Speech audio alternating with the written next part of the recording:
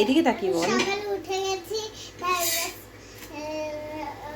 আমার সোনা এখন আমাকে আমাকে রুটি বানিয়ে দিচ্ছে। আর কি বলবো? কেমন আছে সবাই জিজ্ঞাসা কর। কেমন আছো? ভাবসাবটা এরকম করছিস মুখের বাবা। কি আমাদের পেছন দিতে রুটি আছে, আমার মা ভেজেছে। এই যে মিঠির পাল্লায় পড়ে আমার এখন কি বানাতে হয়েছে, এটা মুখোশ বানাতে হয়েছে।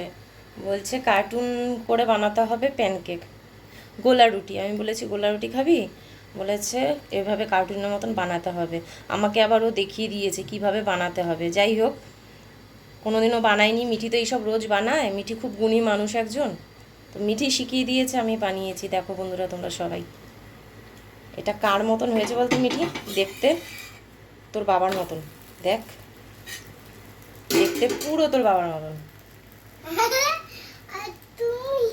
তোর বাবা বানিয়েছি দেখ। হ্যাঁ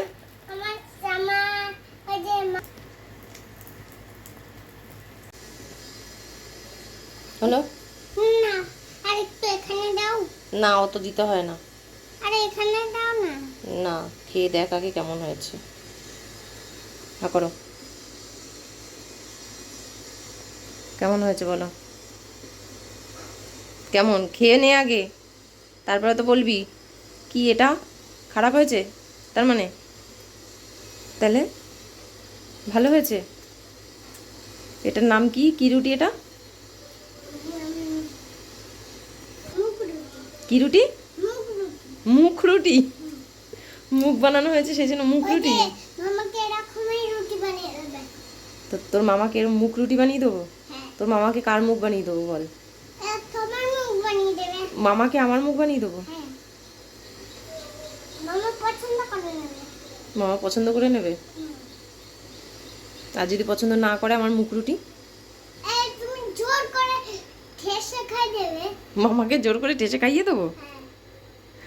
মামা কিন্তু দেখবে এটা, আর তোর মুখে যদি ঠেসে দেয় আমার কথা বলবি না কিন্তু, আমাকে দোষ দিবি না।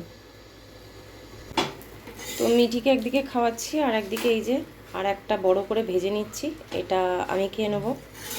আর ওর মামা তো আগেই খেয়ে চলে গেছে দোকানে। আর আজকের আমার এই মিনি ব্লগটা কেমন লাগলো অবশ্যই কমেন্ট করে জানিও। দেখা হচ্ছে নেক্সট ব্লগে। টাটা।